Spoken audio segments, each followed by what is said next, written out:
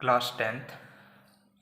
देखो, last classes के अंदर में हमने मेटल्स और नॉन मेटल्स की फिजिकल प्रॉपर्टीज़ देखी थी।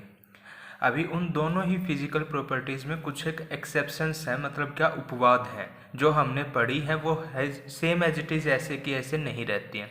ठीक है, देखते हैं क्या क्या उनके अंदर में एक्सेप्शंस हैं। सबसे पहले, अच्छा, इस क्लास के अकॉर्डिंग में हमें मेटल्स और नॉन मेटल्स की जो फिजिकल प्रॉपर्टीज़ पढ़ी हैं वो सारी की सारी रिवाइज भी हो जाएंगी यहाँ से। ठीक है, तो फर्स्ट कंडीशन है, पहला एक्सेप्शन क्या कहता है, all metals except mercury exist as solid at a room temperature. तो देखो, पहली चीज, सभी के सभी मेटल्स क्या होते थे अपने पास में, सॉलिड होते थे। ठीक है, सारे के सारे मेटल्स क्या होते थे, सॉलिड होते थे, लेकिन मरकरी क्या है अपने पास में, लिक्विड है। ठीक है, ये अगर रूम टेम्परेचर की बात करें हम, ठीक है, रूम टेम्परेचर की कंडीशन, रूम टेम्परेचर नॉर्मल लेके चलेंगे हम। ठीक है, इसकी स्केल होती है वैसे 20 डिग्री से 30 डिग्री सेल्सियस के बीच में। ठीक है, अगर इतना टेम्परेचर रहेगा अपने पास में तो मरकरी क्या रहेगी, लिक्विड की फॉर्म में रहेगी। ठीक है, सेकेंड, अपने पास में सेकंड प्रॉपर्टी है, metals have high melting point accept gallium and caesium have very low melting point. देखो, इस कंडीशन से हमें क्या पता चलता है कि मेटल्स के पास में क्या होता है, मेल्टिंग पॉइंट बहुत हाई होता है। अब मेटल्स कौन से, देखो बहुत सारे मेटल्स लेते हैं जो हम जिनसे फेमिलियर हैं। ठीक है, मतलब जो डे टू डे लाइफ में हम यूज़ भी करते हैं या ज़्यादातर हमें पता होता है। कौन कौन से मेटल्स हैं, सबसे पहले जैसे आयरन। ठीक है, इससे हम फेमिलियर हैं, अच्छी तरीके से पता है हमें। ठीक है, अगर आयरन की ये सारी चीज़ें हमें ना भी पढ़ा हो तो भी हम बता सकते हैं कि ये सॉलिड है, इसका मेल्टिंग पॉइंट हाई होगा। ठीक है, इस तरीके से, जैसे हो गया सिल्वर। ठीक है, जैसे हो गया गोल्ड। ठीक है, जैसे हो गया अपने पास में कॉपर। तो इन सभी चीज़ों को हम देखते चलेंगे।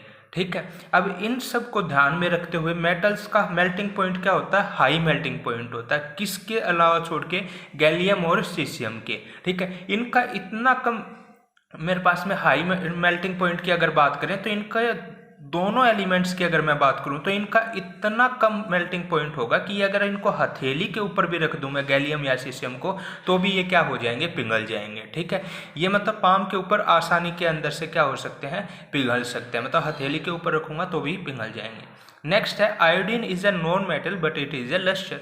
हमने लास्ट क्लास के अंदर में क्या पढ़ा कि आयोडीन जितने भी होते हैं वो सारे के सारे क्या होते हैं, डल होते हैं, मतलब उनके अंदर में कोई खुद की चमक नहीं होती है।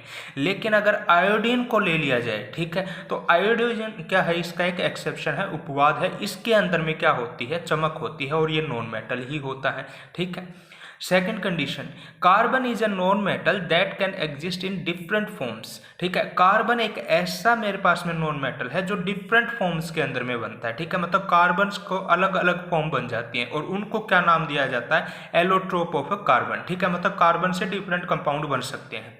सबसे पहला एग्जाम्पल है इसका डायमंड। ठीक है, अब देखो, डायमंड क्या है, हार्डेस्ट नेचुरल सब्सटेंस। देखो, नॉन मेटल जो होते थे अपने पास में वो सारे के सारे क्या होते थे अपने पास में, किसके अंदर में होते थे, गैसियस स्टेट के अंदर में होते थे। ठीक है, हमने पढ़ा था, लिक्विड स्टेट के अंदर में भी पढ़ा था। ठीक है, लेकिन अब यहाँ पे देखो तो जो कार्बन से बना है, जो कि नॉन मेटल है, कार्बन से बना है डायमंड, वो क्या है, सबसे हार्डेस्ट नेचुरल सब्सटेंस है, मतलब ये मेटल से भी हार्डेस्ट कौन है अपने पास में, डायमंड है। ये याद रखने की बात है। दूसरा, अगर ये सबसे हार्डेस्ट है तो ऑब्वियस होगा इसका मेल्टिंग पॉइंट कितना होगा, बहुत ज़्यादा हाई होगा, तो मेल्टिंग एंड बॉइलिंग पॉइंट इसका बहुत ज़्यादा हाई है।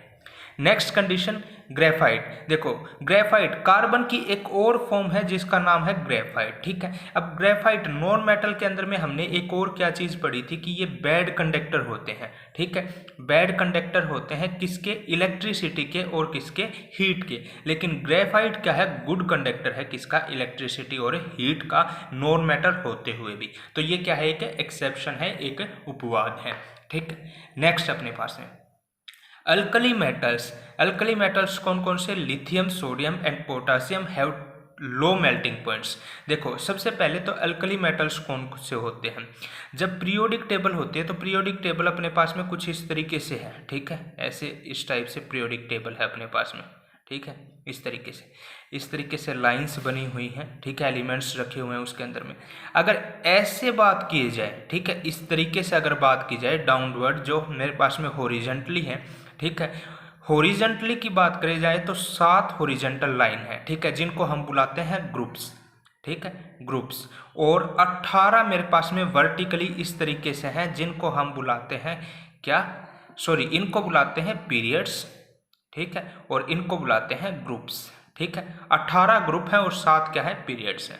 तो जो पहला ग्रुप है मेरे पास में ये वाला, इनको हम बुलाते हैं अल्कली मेटल्स। अब अल्कली मेटल्स क्यों बुलाते हैं, क्योंकि ये सारे के सारे पॉजिटिव आयंस हैं।